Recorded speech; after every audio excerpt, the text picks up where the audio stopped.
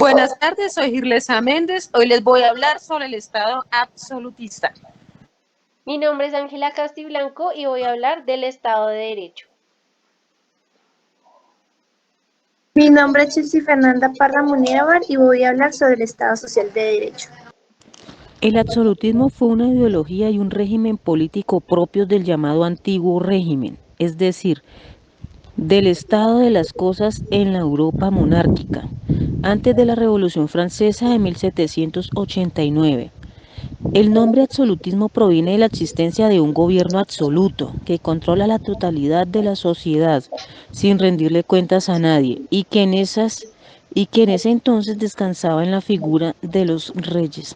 El absolutismo fue un modelo político imperante entre los siglos XVI y XIX, cuando fue derrocado violentamente por revoluciones, como en el caso de Francia, o gradualmente convertido en un sistema monárquico liberal, como ocurrió con Inglaterra.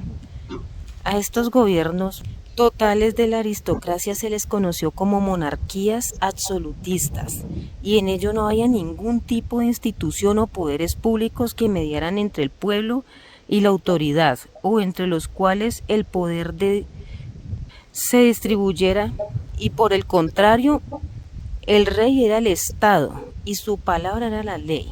El fin del Estado absolutista. La caída del absolutismo en Europa se dio con el Congreso de Viena de 1814, que restauró la monarquía tradicional. Una vez derrocado el imperio de Napoleón Bonaparte, en contra de la voluntad de sus pueblos, nuevos monarcas absolutos se sentaron en sus tronos y se pensó que se podía descender el camino político de la Revolución Francesa, en lo que se llamó la Restauración Europea. Sin embargo, las ideas liberales y revolucionarias ya habían sido sembradas. El Estado de Derecho nació de la evolución del justnaturalismo racional preponderante durante los siglos XVII y XVIII. A partir de ese momento se empezó a establecer la idea de un sistema normativo escrito que protegiera las libertades individuales y asegurara el orden justo de la sociedad a través de las leyes racionales que emanaran de la voluntad popular de la ciudadanía, relacionando de esta forma con la democracia liberal que se proponía por esos días. El Estado de Derecho es entonces un fundamento de reciente surgimiento. Sus raíces filosóficas fueron propuestas por varios pensadores de corte liberal, los cuales otorgaron el sustento epistemológico para el nacimiento de este modelo. Kant, Locke, Montesquieu y Rousseau son algunos de los teóricos que formaron las bases filosóficas para el inicio de este modelo estatal, en donde el justnaturalismo fue el antecedente directo histórico del Estado de Derecho. Lo anterior partió de la necesidad de que existiera la ley para que regulara las libertades y garantizara el orden natural de las cosas en la sociedad. Características. Tenemos 4 características. La primera, el imperio de la ley. La jerarquía que existe entre la ley en sentido formal con la ley en sentido material.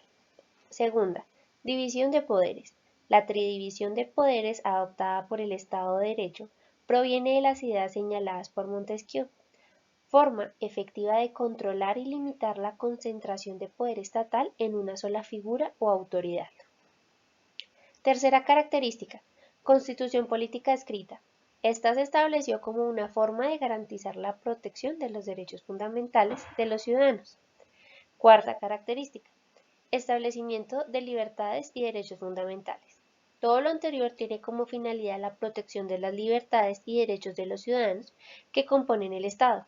La visión individualista del pensamiento liberal conlleva a establecer garantías de protección del ciudadano frente al ejercicio del poder estatal, razón por la cual es la institución de los derechos la llamada a regular y someter al Estado en su ejercicio. A causa de hechos históricos que ocurrieron entre el siglo XIX y el siglo XX que provocaron una oleada de demandas sociales que fueron satisfechas por el Estado social de derecho, por esta razón fue necesaria la implementación de este nuevo modelo estatal, que solventara las exigencias de la época, surgiendo así el Estado social de derecho.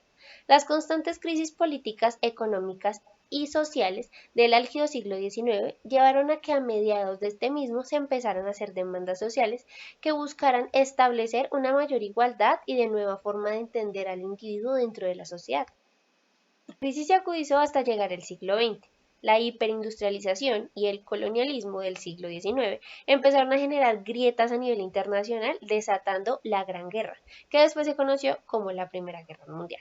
Una hecatombe social, económica y política para la época. Durante la guerra y la posguerra sucedieron entonces varios fenómenos cruciales para la implementación del nuevo modelo. Entre estos se puede resaltar la Constitución Mexicana de 1917, la primera del mundo que estableció los derechos laborales. Además reconoció el derecho a la huelga.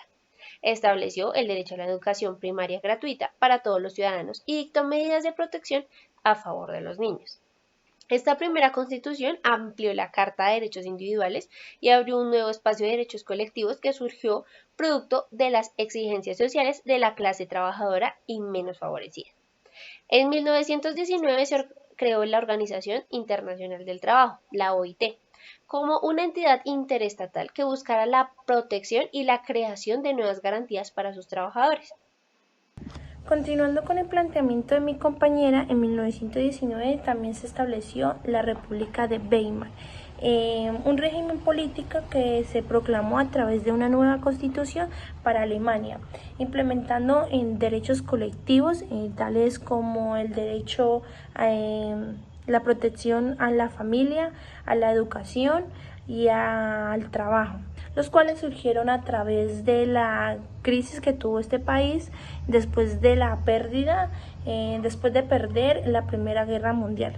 La aparición de la democracia participativa fue una solución que brindó el Estado Social de Derecho para solventar las demandas de representatividad que exigían el pueblo, ya que buscaban eliminar la ausencia de representatividad y el abuso de poder que tenían los representantes del pueblo en pro de sus intereses personales. La democracia participativa surgió con el aspecto cuantitativo del Estado Social de Derecho. Su formulación nació de la idea de crear un nuevo sistema estatal donde todos se vieran representados y los ciudadanos pudieran participar activamente en las tomas de decisión. El Estado Social de Derecho cuenta con diversas definiciones, una de las más pertinentes es la de Villar Borda en el año 2007, que señala el Estado Social de Derecho como un Estado social que define aquel que acepta e incorpora el ordenamiento jurídico a partir de la Constitución, derechos sociales fundamentales junto a los clásicos derechos políticos y civiles. Se habla de derechos de segunda generación y más adelante se tendrá a complementar con los de tercera generación. Los derechos civiles no buscan la protección de las libertades individuales, sino la prestación social del Estado en diversos aspectos. Elementos. A. Condiciones de vida digna. El Estado Social de Derecho se caracteriza por establecer condiciones de vida digna para todos los habitantes, por el cual adquiere un factor intervencionista y se aleja del carácter abstencionista e individualista del Estado de Derecho. B. Igualdad social. El Estado Social de Derecho busca proveer una verdadera igualdad, no solo formal, sino material, en donde todos los ciudadanos cuenten con la igualdad de oportunidades y de trato frente a las autoridades. Además, genera acciones positivas que buscan ayudar a la clase social menos favorecedora. C. Equidad social. El Estado penetra en todas las esferas públicas y de relacionamientos económicos, buscando establecer un orden justo y armonioso entre los individuos, por lo cual señala el establecimiento de una protección reforzada.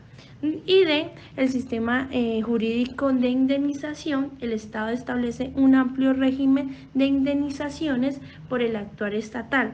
Este se ve reflejado en gran medida por acciones de los jueces, quienes amplía el campo de responsabilidad estatal